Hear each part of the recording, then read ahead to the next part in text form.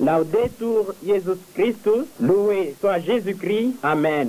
Bonjour à tous et bienvenue à cette édition des nouvelles sur la radio-télévision Fraternité.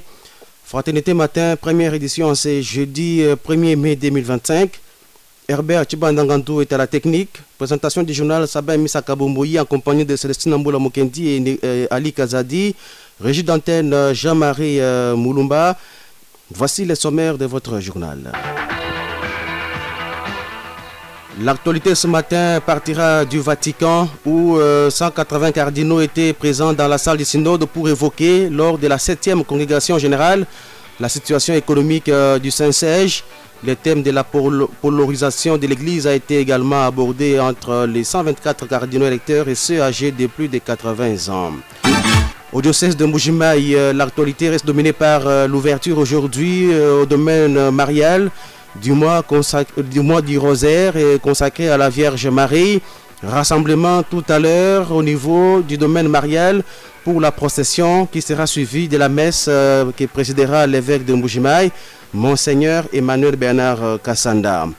Dans l'actualité provinciale, nous allons parler des activités menées hier par les vice-gouverneurs, gouverneurs de provinces intérimaires. Augustin Kayemba Moulemena était sur la route hier. Il a inspecté la route PLH Nkacha qui est en pleine dégradation faute d'entretien. Dans l'actualité nationale, nous allons vous parler de cette demande d'autorisation des poursuites judiciaires contre l'ancien président Joseph Kabila en sa qualité de sénateur à vie. La demande a été donc déposée au bureau du Sénat de la République par les parquets militaires. Fraternité matin, seconde partie à suivre la page météo ainsi que la page des sports avec les résultats glanés hier en Linafoot Ligue 1 ainsi qu'en Champions League européenne avec la deuxième demi-finale jouée hier soir entre Barcelone et Inter de Milan. Voilà tout pour le sommet de ce journal. Tous les détails c'est à suivre dans un instant. Buenamuntu, c'est votre radio de proximité. On est ensemble et c'est parti. Radio Télé Fraternité, c'est l'actualité à la vitesse du monde. Et sachez d'abord que nous sommes aujourd'hui le jeudi 1er mai 2025. C'est la journée internationale du travail. La journée est déclarée chômée et payée sur l'ensemble du territoire national. Cette année, le thème choisi est améliorer les conditions de la population dans un monde de mutation. La fête du travail est un moment propice pour les travailleurs de se reposer, réfléchir et repenser sur leurs conditions de travail.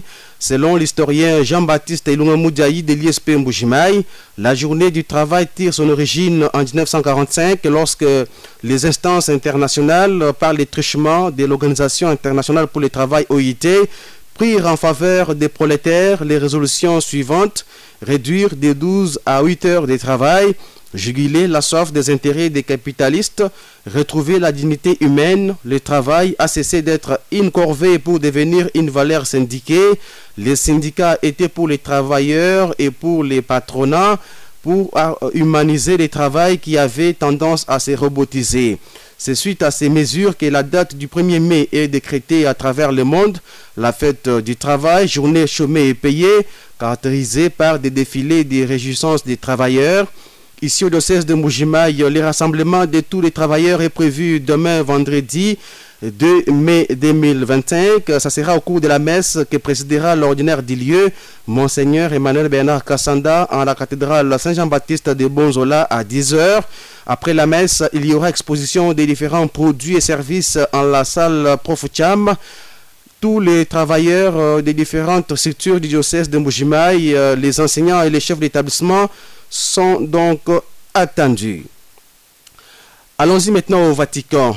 Hier, mercredi 30 avril, 180 cardinaux étaient présents dans la salle du synode pour évoquer, lors de la 7e congrégation générale, la situation économique du Saint-Siège. Le thème de la polarisation de l'Église a également été abordé entre les 124 cardinaux électeurs et ceux âgés de plus de 80 ans, ainsi que celui des vocations religieuses et sacerdotales. De 9h à 12h30, 180 cardinaux du monde entier étaient réunis donc dans la salle du synode, une semaine avant l'entrée en conclave pour l'élection du successeur du pape François. La première partie des débats a été consacrée à la situation économique et financière du Saint-Siège avec diverses interventions. Et à 7 jours du conclave, les collèges des cardinaux réunis à Rome demandent aux fidèles de les accompagner par la prière dans ces moments ecclésiales aux lourdes conséquences pour l'Église et le monde. Dans un bref communiqué paru le 30 avril, les cardinaux et de toutes les nations invitent à considérer ces jours comme un événement de grâce et de discernement spirituel. Et par ailleurs, l'ONU a rendu hommage au pape François comme messager de l'espérance. 3 jours après les funérailles du pape François, le secrétaire général des Nations Unies a rendu hommage à la tribune de l'ONU au pape défunt qui aura incarné lors de ses 12 années de pontificat l'appel à la justice pour les peuples et pour la planète. Je propose d'écouter ici Antonio Guterres, secrétaire général de l'ONU. His Holiness Pope Francis was a man of faith and a bridge builder. Sa sainteté, le pape François, était un homme de foi et un bâtisseur de ponts entre toutes les religions. Il était le champion des personnes les plus marginalisées de la planète. Il était une voix de la communauté dans un monde de division, une voix de la miséricorde dans un monde de cruauté, une voix de la paix dans un monde de guerre. Et il était un ami inébranlable des Nations Unies, s'adressant aux États membres depuis cette tribune en 2015. Au cours de cette visite historique, il a également évoqué l'idéal de notre organisation, à savoir une famille humaine unie, vivant en harmonie, travaillant non seulement pour la paix, mais dans la paix, travaillant non seulement pour la justice, mais dans un esprit de justice. Working not only for justice, but in a spirit of justice. Antonio Guterres, secrétaire général de l'ONU, qui rendait là un témoignage appuyé au pape François. Au diocèse de Mbuji-Mayi maintenant, ouverture aujourd'hui jeudi du mois marial au sanctuaire Notre-Dame de Fatima à Benaka-Longo. Cet événement débutera par une grande procession autour du domaine marial. Elle sera suivie la procession de la messe solennelle d'ouverture du mois du rosaire qui sera présidé par Monseigneur Emmanuel Bernard Kassanda, évêque de Mbuji-Mayi. À cette occasion, l'abbé Richard Chibangu, chapelain du sanctuaire Notre-Dame de Fatima, lance un message de sensibilisation au micro de Célestine Mboula Mukendi. Le message que nous pouvons lancer à tous les fidèles chrétiens de notre église catholique romaine, c'est d'être là, aller nombreux quand même, pour ouvrir ensemble ce mois dédié à la Vierge Marie, mois des rosaires. Et nous voulons demander à tous les fidèles de ne plus apporter alors les bouteilles d'eau. Bon, nous avons de l'eau là-bas que le sanctuaire vend. Il y a non seulement de l'eau, il y a aussi les bougies que nous vendons au sanctuaire. Et cela, c'est pour permettre aussi au bon fonctionnement de notre sanctuaire Notre-Dame de Fatima à Benaka-Longo. Que tous les fidèles puissent être là. C'est ça au moins notre plus grand message, d'être là, nombreux aussi pour être autour de notre évêque qui sera là pour nous ouvrir ce mois de Marie. Comme vous le savez, le mois de mai est un mois consacré au rosaire et à la dévotion à la Vierge Marie. Le rassemblement est prévu donc tout à l'heure à 8h à Benaka-Longo pour les débuts de la procession mariale. Retournons sur cette information. Une messe en mémoire du pape François a été présidée mardi à la cathédrale Saint-Jean-Baptiste de Bonzola par Monseigneur Emmanuel Bernard Kassanda, évêque du lieu. Reportage de Crispin Théo Kalombo Lupemba. Messe de Requiem son mardi 29 avril 2025 à la cathédrale Saint-Jean-Baptiste de Bonzola au diocèse de Mbuji-Mayi. Messe présidée par Monseigneur Emmanuel Bernard Kassanda, évêque du diocèse de Mbuji-Mayi, en mémoire du pape François décédé le lundi 21 et enterré le samedi 26 avril à la basilique Saint-Pierre à Rome. C'était dans la concélébration des 33 prêtres, parmi eux les 2 vicaires généraux, Monseigneur Grégoire Chimena et Jacques Kabengele. L'évêque du diocèse de Mbuji-Mayi, Monseigneur Emmanuel Bernard Kassanda, a loué les qualités qu'avait le pape défunt, notamment le choix de son nom papal, François, signe de la pauvreté et de l'humilité franciscaine qui caractérisait Saint François d'Assise, l'humilité qui s'est manifestée même dans son accoutrement, son habitat modeste, son travail pour l'unité dans le monde, son esprit écuménique à travers les différentes églises, son attention aux pauvres et son esprit de pacification. Mujimubikila jijimfumo mubikila mumvwa jibikile jimunda mwene mutuleja jimpinge mubiense jibiende mujisomba jene malukai pajumona mpaleu wa François chijibantu bons bajilelu bikala bamujila chijibantu bons bajilelu bikala banyisha kujiyi chivobukwekela bwa moyo mwanga tejina ja François utuvulija François omo Assise uvo wambani chene mukeba butumbi nelumu to chijuwe mumpesha nchakukobona mukenjewe na kumukenjewu mukobola mubupwekela bujika bikwambana nabo bupwekele bukumweneka toni kumvwajilu wenda bajibambani ni mvwajilu mwina kafo muntu wa uzukila bintu byani ujuvala chacha bupwekela bwenda bujileje toni kujumona ja bintu benda byonsi bivaba mupesha mbiva yupeta uvubitekela mubakwa bakenyi ni bamutachiwayo. Dans les mots, l'abbé chancelier Augustin Tchongo allie à l'intention des chrétiens catholiques le message de l'évêque anglican du diocèse du Kasaï adressant ses condoléances à Monseigneur Emmanuel Bernard Kassanda, évêque du diocèse de Mbujimaï. Enfin, l'évêque du diocèse de Mbujimaï, Monseigneur Emmanuel Bernard, a exhorté les fidèles à prier incessamment pour que le Seigneur pardonne son serviteur et lui donne une place de choix dans sa demeure. Voilà, merci beaucoup Crispin Théo Kalombo Lupemba. Signalons ici que le pape François a été inhumé dans la chapelle Sainte-Marie Majeure et non dans la basilique Saint-Pierre. Dans un élan de solidarité ecclésiale, l'évêque anglican du diocèse pour le diocèse du Grand Kasaï, Monseigneur Marcel Kapingan, a effectué une visite mardi dernier ici en Mbujimaï. C'est un reportage signé Célestine Amboula Mukendi et Raphaël Nkongolo Kafumba. Une visite pleine de compassion et fraternité. Elle a eu lieu ce mardi 29 avril à la résidence épiscopale de Monseigneur Emmanuel Bernard Kassanda. Monseigneur Marcel Kapingan, évêque anglican du diocèse du Grand Kasaï, s'est rendu auprès de son confrère Monseigneur Emmanuel Bernard Kassanda pour lui présenter ses condoléances suite au décès du pape François.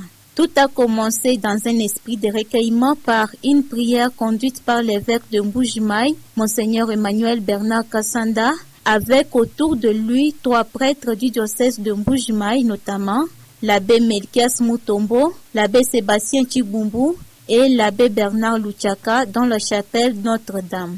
Après la prière, s'en est suivi un échange fructueux. Prenant la parole, Monseigneur Marcel Kapingan a exprimé au nom de son diocèse du Grand Kasaï son soutien fraternel et sa proximité spirituelle en ces temps de deuil. Je suis venu compatir ensemble avec notre Église catholique et précisément consoler son Excellence Monseigneur Emmanuel Kassanda Moulenga pour un grand deuil qui nous a frappé. Notre pape nous a laissé. Nous avons de bonnes relations et nous sommes ensemble avec l'Église catholique dans tout ce qu'on est en train de faire dans notre pays et dans le monde entier. Nous sommes toujours ensemble. Je pense que les années passées, notre archevêque était avec le pape. Alors nous avions eu ces messages d'une bonne collaboration pour l'œuvre du Seigneur. Aujourd'hui, comme nous sommes frappés par ce deuil pour notre père spirituel qui est pape, alors je suis venu présenter les condoléances à son Excellence, Monseigneur Emmanuel Kassanda, pour rester ensemble. Le pape nous a laissés, nous allons les suivre, mais nous allons continuer à prier pour son œuvre ici sur terre. Un moment fort d'unité dans la douleur, mais aussi dans l'espérance, car l'Église continue son chemin guidé par l'Esprit Saint. Célestine Amboula Mukendi que je retrouve maintenant en studio. Célestine, bonjour. Bonjour Sabin. La suite de la page diocésaine, c'est avec vous. Oui, toujours au diocèse, la Pâque des jeunes sera célébrée ce jeudi 1er mai dans la zone apostolique de l'Ouest. La précision vient de l'abbé Alidor Kadimanga Chama. L'événement aura lieu au cours d'une sainte Eucharistie qui aura pour cadre la paroisse Saint-Paul de Boya et celle-ci sera présidée par Monseigneur Thomas Ngongolo. Tout a commencé le soir avec une veillée de prière précédée d'une procession mariale en rapport avec l'ouverture du mois dédié à la Vierge Marie. Ce matin, à partir de 9h30, les jeunes de la zone apostolique de l'Ouest sont donc priés de se sensibiliser et de venir nombreux à ces rendez-vous de prière. La zone apostolique de Ngandanjika organise du mercredi 30 avril au 2 mai 2025 la sortie officielle d'une communauté de prière charismatique dénommée Mont Carmel. Le thème principal est le rendez-vous du Mont Carmel, tiré du premier livre de Rois, chapitre 18, verset 20. Ce thème sera décortiqué par les abbés Jonas Moulomba, curé de la paroisse Sainte-Bernadette Ngongolo, David Moukeba, curé de la paroisse Saint-Cyprien Kaseki, Norbert Kadima, curé de la paroisse Saint-Thomas Manda, Joseph Mbouikalala, curé de Inabanza, et Père Venance Moukadi, vicaire de la paroisse Saint-Amand de Kabanda. Ces prières se tiennent dans la sainte de l'Institut d'Ilengeja. Vous avez sans doute compris que Célestine voulait parler de la paroisse Sainte-Bernadette d'Nkolongo et non d'Nkongolo. Vous êtes à l'écoute de la radio Fraternité Buenamontou, première édition des nouvelles. Nous sommes aujourd'hui le jeudi 1er mai 2025, c'est la fête du travail. Bienvenue si vous nous rejoignez. RTF, la radio diocésaine de Mbujimayi sur FM 103.1 MHz. Prenons maintenant l'actualité sur le plan provincial. Les vice-gouverneurs et gouverneurs de province intérimaires ont effectué hier mercredi une visite d'inspection routière sur l'axe routier Pelach-Nkacha dans les territoires de Lupatapata. Objectif, c'est rendre compte de la dégradation très avancée de cette route d'intérêt local. Augustin Kayembe Moulemena est descendu sur différents points chauds en compagnie du ministre provincial des infrastructures, travaux publics et reconstruction et du directeur provincial de l'Office des voies et des dessertes agricoles OVDA. Une dégradation routière consécutive au manque d'entretien régulier de la route. La mission est arrivée jusqu'au pont Kacha en passant par celui de Moudiba, nouvellement construit par l'Office des routes. Le vice-gouverneur, gouverneur intérimaire s'est confié à la radio Fraternité après cette visite d'inspection. Diriger, c'est connaître les problèmes les plus épineux de la population. Donc, être proche de la communauté. J'ai entendu les cris de détresse de la population, surtout la population de Lupatapata, sur les médias et dans les réseaux sociaux, parler de l'abrément très avancé de la route, cet axe de Pelach jusqu'à Moudiba. Alors, je ne pouvais pas rester indifférent. J'ai préféré associer le ministre des ITPR et l'ingénieur de l'OVDA pour que nous parlions de nos propres doigts la réalité de cet état de délabrement de la route. Ce qui nous a motivés de venir faire l'état des lieux et ça va nous permettre maintenant de prendre une attitude pour corriger ou réparer cette route. Augustin Kayembe Moulemena, vice-gouverneur et gouverneur de province intérimaire. Une délégation du Fonds des garanties de l'entrepreneuriat au Congo, FOGEC, conduite par sa directrice générale adjointe, a été reçue hier mercredi en audience par le vice-gouverneur et gouverneur de province d'intérim, Augustin Kayembe Moulemena, au centre des échanges. La mission menée par la délégation du FOGEC au Kasaï oriental, qui consiste à évaluer les financements octroyés aux entrepreneurs et s'assurer de leur apport. La DGA du FOGEC dit avoir visité d'autres entrepreneurs en quête de financement pour booster leurs activités et sensibiliser les entrepreneurs sur les FOGEC ainsi que ses missions. Hélène Kagoro parle ici des conditions d'éligibilité au fonds. Premièrement, c'est un fonds qui est mis en place pour les Congolais. Il faut d'abord être Congolais.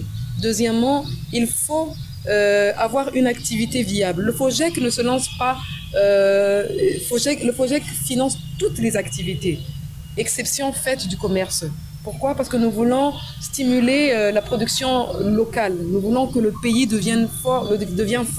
Et pour qu'il devienne fort, il faut que des entrepreneurs localement produisent et que cela arrive même à sortir au dehors du pays. Donc nous voulons, il faut être congolais, il faut avoir une activité d'une production locale, exception faite du commerce. Il faut également, vous savez que le FOGEC est un établissement public.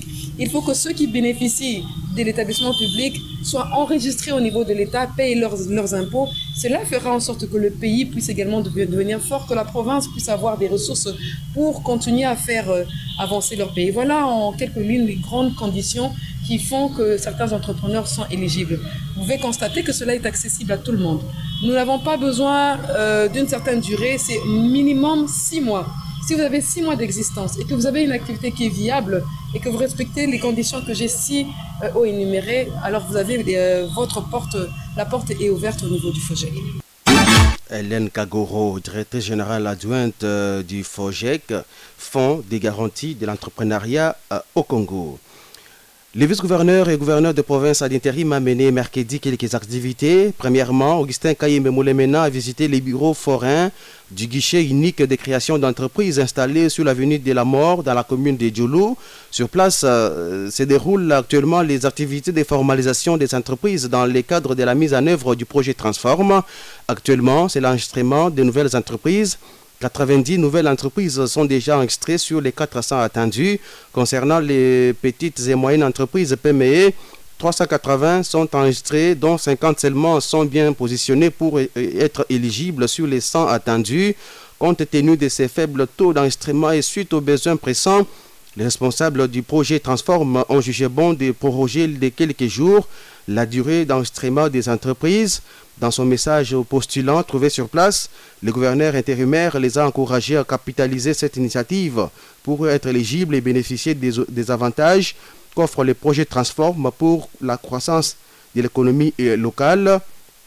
Ensuite, le vice-gouverneur des provinces et gouverneur intérimaire s'est rendu au centre Mpokolo Moyo où il a procédé à l'ouverture officielle de la réunion mensuelle de la cellule provinciale de l'amélioration du climat des affaires et des investissements au Kasaï oriental. Il s'agit de la deuxième réunion de cette cellule pour le trimestre 2025. Au cours de cette rencontre, les participants qui sont des acteurs multisectoriels ont suivi la présentation, l'amendement et l'adoption du règlement intérieur de la cellule et procédé à la constitution des groupes thématiques. Le ministre provincial du Plan et Budget a clôturé hier mercredi l'atelier de renforcement des capacités des responsables des ETD du Kasaï oriental dans la salle polyvalente Prof Cham située dans la commune de la Kanchi. Dans ce mot, Charles Kamangansenda a félicité les participants pour leur assiduité pendant ces 2 jours de formation et leur a demandé de mettre en pratique les leçons apprises pour arriver à bien élaborer leur budget avec professionnalisme. On l'écoute au micro de la radio diocésaine.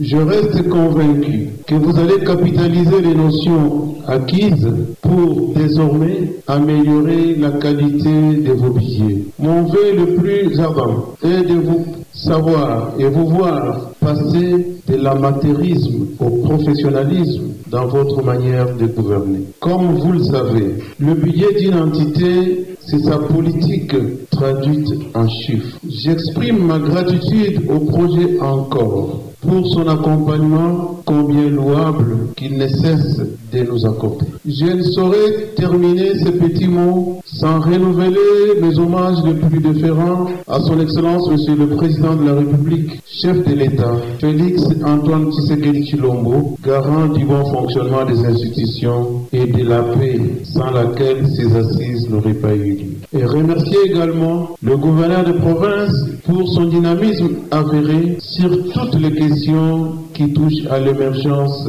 des entités territoriales réalisées. Satisfaits de cet atelier, les participants ont exprimé leur joie et demandé à l'autorité provinciale d'organiser de telles assises pour permettre une bonne gestion des ETD. Je suis plus que contente de ce renforcement de capacité. Pourquoi? Parce que nous étions là en train de travailler sans pour autant savoir ce qu'on devrait faire. Mais maintenant, nous avons une idée pour le travailler et savoir comment maximiser les recettes de l'État et ce qu'il faudra faire avec ces recettes. Parce qu'on utilisait bénévolement, on ne savait même pas comment utiliser. Aujourd'hui, on vient de vous montrer comment nous pouvons utiliser cet argent qui ne nous appartient pas, c'est l'argent de l'État, et comment faire le budget. Nous sommes très contents d'avoir pareilles assises parce que ça permet de donner les performances aux chefs d'entités territoriales décentralisées et aux mandataires des budgets pour pouvoir élaborer les budgets de leurs entités respectives sans problème. Alors ça, vraiment, je loue ces initiatives de l'autorité provinciale parce qu'ils veillent sur le fonctionnement des ETD. Alors ça permet que les ETD puissent avoir la performance pour élaborer leurs prévisions budgétaires sans des lacunes comme on avait constaté autrefois. Mais cette fois-ci, on trouve que si on va ainsi, ça va balayer vraiment toutes les lacunes qu'avaient les mandataires dans les entités territoriales décentralisées. Ces travaux de 2 jours ont été organisés par le gouvernement provincial par les billets du ministère provincial du plan et budget avec l'appui du projet Encore. Célestine, à vous la suite du journal. Un an après l'élection de Jean-Paul Mboué-Kapo à la tête de la province du Kasaï oriental, l'analyste politique Symphorien Djibou pense qu'il y a des avancées et des efforts à fournir. Parmi les avancées, il parle sur le plan politique du respect des libertés d'opinion, des pensées et autres. À cela s'ajoute sur le plan sécuritaire la paix qui règne sur la ville et à l'intérieur. On l'écoute au micro de votre radio. Dire les bilans du gouverneur de province, la gestion de la province pendant une année, c'est une question qui mérite beaucoup d'attention. Parce qu'il faut d'abord savoir, l'actuel gouverneur de la province a pris la province dans quel état, d'où il vient, qu'est-ce qu'il s'est fixé comme objectif, qu'est-ce qu'il a déjà atteint, où est-ce qu'il est maintenant. Au-delà de toute subjectivité, sur le plan politique, d'abord, on sent que le climat politique est détendu. Nous ne sentons pas l'anarchie, contrairement à la gestion de la province hier, avant-hier, où la démocratie semblait être une démocratie de façade, où les acteurs politiques étaient poursuivis pour leurs opinions, leur liberté de penser, sans que les activités de partis politiques tournent sans être étouffées. Sur le plan sécuritaire, je sais qu'il y a des avancées aussi significatives. Ces derniers temps, les phénomènes canulades, les vols de motos, le désarmement, les kidnappings et autres, on sent que ces phénomènes semblent disparaître. Bandits à main armée sont entrés chez elles, ainsi de suite. On sent qu'il y a une diminution assez importante. Des défis à relever, Symphorien Djibou parle de l'amélioration du pouvoir d'achat, l'économie de la province et les relations avec l'Assemblée provinciale.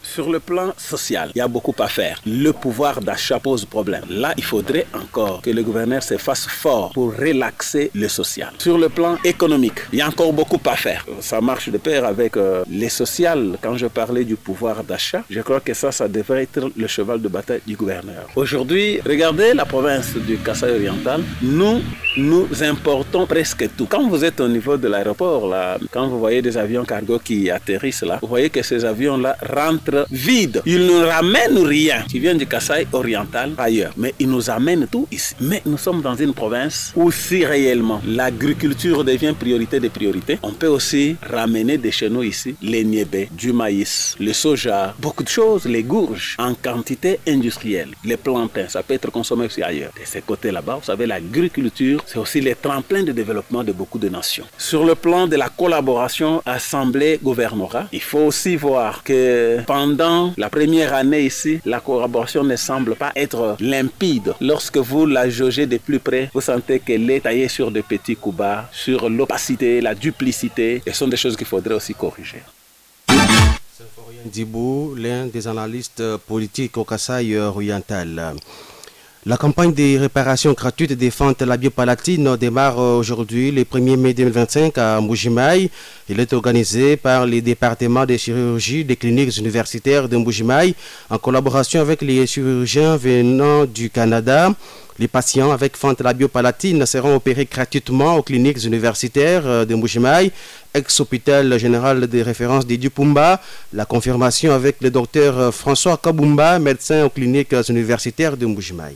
Je sais qu'il y a eu une première échéance qui a été donnée. Nous avons eu du retard par rapport à l'arrivée de l'équipe du Canada, mais la solution est trouvée. Je confirme que les chirurgiens du Canada vont être sur place à Mbujimaï le mercredi et le travail va commencer le jeudi. Le travail va se faire au clinique universitaire de Mbujimaï, ex-hôpital du Pumba, au Bobilada. Vous savez que les malades qui font cette malformation des fentes labiales ou labiopalatines, ce sont des sujets qui sont souvent stigmatisés dans la population. Et dans la famille, ces sujets sont de porte-malheur, au point où ces sujets adoptent un comportement antisocial. Ils préfèrent vivre à l'écart des autres et c'est une situation dangereuse pour la population. Alors, et vous savez aussi que la prise en charge de ces sujets coûte énormément cher. La plupart des familles qui ont des enfants avec cette malformation sont incapables de pouvoir les faire prendre en charge par les propres moyens. C'est ainsi que le département de chirurgie de l'Université de Mbuji-Mayi, en collaboration avec une ONG canadienne, Smile Train, ont convenu de pouvoir venir en aide à ces enfants-là. C'est ainsi qu'on a décidé que ces enfants ou ces malades soient pris en charge gratuitement.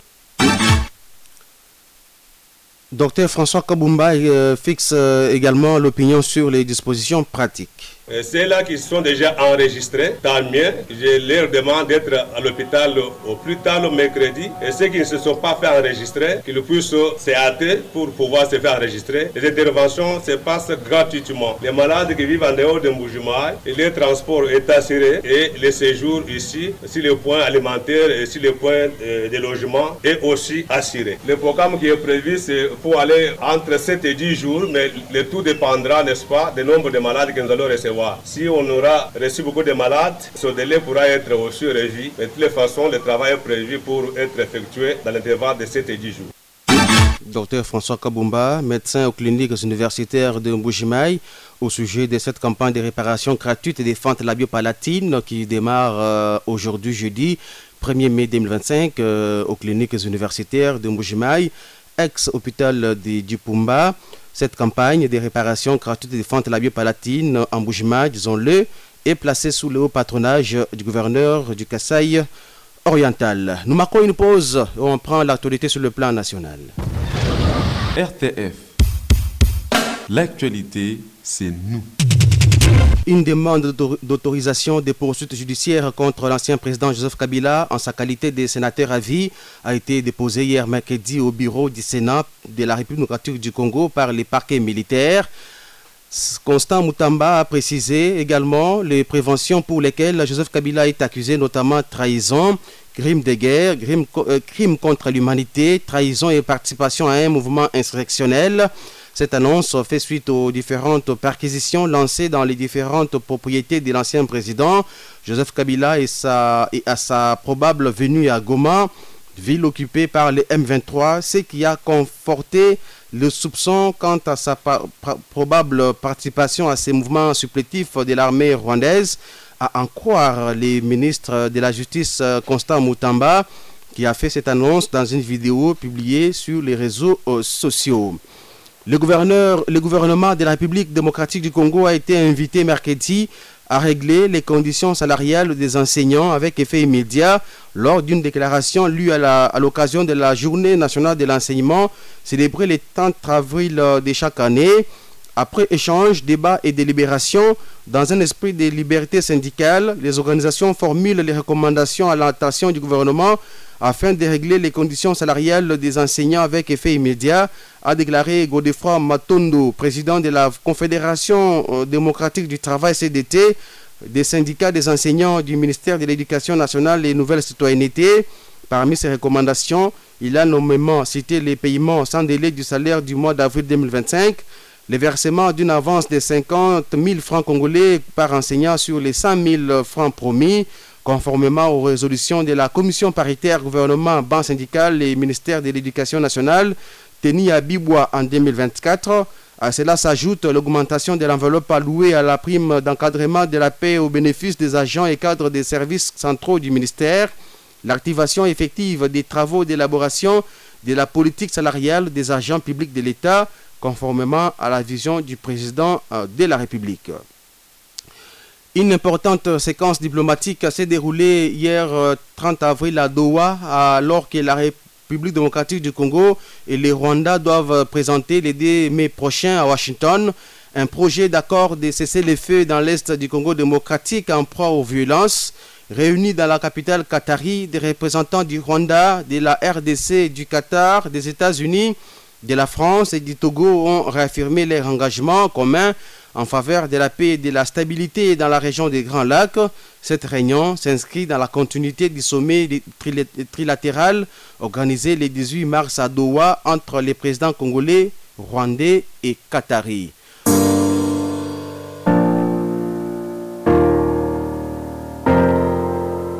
Page météo du jeudi 1er mai 2025. Le ciel est totalement couvert d'orage ce matin. Une pluie légère est prévue cet avant-midi. La température minimale est de 20 degrés Celsius. La maximale pourra atteindre les 30 degrés Celsius. L'humidité relative de l'air sera de 98%. Une autre pluie légère, orage avec foudre, est prévue dans l'après-midi. À vous de prendre toutes vos dispositions. Fraternité Sport, le journal des sports. Les sports ce matin, c'est avec Ali Kazadi. Ali, bonjour. Bonjour Sabin. Allez-y. La Ligue nationale de football pour commencer, vous l'avez annoncé, la 3e journée des playoffs s'est ouverte hier. Cette journée a été marquée par une claque. La défaite de Mazembe 1-3 devant FC Les Aigles du Congo au stade des Martyrs de Kinshasa.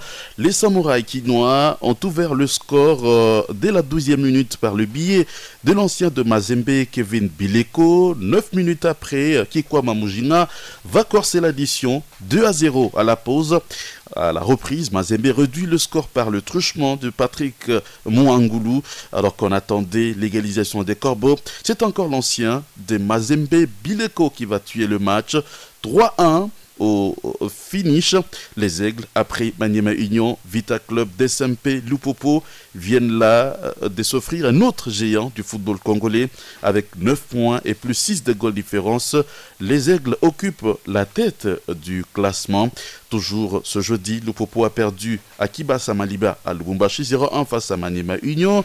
Dans le même stade, Tanganyika s'est incliné devant Rangers 1-3. Un peu tôt, vers 11h, Simba a perdu 0-1 face au CS Don Bosco de Lubumbashi. Et on parle maintenant du championnat provincial de la Ligue de football du Kasaï oriental. Championnat qui s'est poursuivi hier pour le site de Mbujimayi au stade Kachala Bonjola de la Bodine 2. Il y a eu au total 2 matchs qui se sont disputés. Nous sommes donc dans le groupe B. Tepenkacha de Munkamba est tombé lourdement face à la Simba de Mbujimayi 0-5. Et dans l'autre match, Ditekemena de Kabeakamanga a perdu devant FC Paon Bleu de Mbujimayi. Et dans le site de Luilou, l'US Maminou de Ngandanjika a mordu la poussière face à la SVA de Moueneditou 0-1, tandis que le TP Arc-en-Ciel de Moueneditou a été plus réaliste que la S Sukisa de Luputa 2-1. Et on termine sa main par le football européen avec ce match au scénario fou, la demi-finale allée de la Ligue des Champions de l'UEFA entre le FC Barcelone et l'Inter de Milan. Les Catalans qui recevaient les Interistes ont donc arraché un nul de 3 buts partout. Les Interistes qui ont mené 1-0, 2-0 avant d'être rattrapés 2-2. Puis ils ont mené 3-2 et c'est ce but contre son camp de Sommer qui va donc permettre au Blaugrana d'arracher le nul 3-3. L'Inter aurait pu mener 4-3. N'eût été cette position litigieuse de l'un de ses attaquants qui avait déjà enfoncé la balle au fond de filet. Et le match retour s'annonce également complètement fou. Ça sera le 6 mai à San Siro, à Milan, capitale, plutôt à Milan, c'est donc fief de l'Inter de Milan. Match retour à suivre donc dans une semaine, que ce soit pour Arsenal et Paris Saint-Germain, FC Barcelone et Inter de Milan, pour savoir qui va aller à Munich pour la finale. Merci beaucoup Ali Kazadi, et c'est par là que nous terminons cette édition d'information. La première en ce jeudi 1er mai 2025, jour du travail, de la fête du travail. Merci de nous avoir suivis ce matin. Au nom de toute l'équipe rédactionnelle, Sabin Misaka Bumbuyi vous dit sincèrement merci. Merci à Herbert Chibanda pour l'assistance technique. Jean-Marie Moulumba, régie d'antenne. Célestine Amboula Mukendi et Ali Kazadi. Prochain rendez-vous avec l'information sur Buenamuntu tout à l'heure à 13h15. Pour le moment, nous vous souhaitons une excellente journée et surtout bonne fête de travail à tous les travailleurs. Radio Télé Fraternité, c'est l'actualité à la vitesse du monde.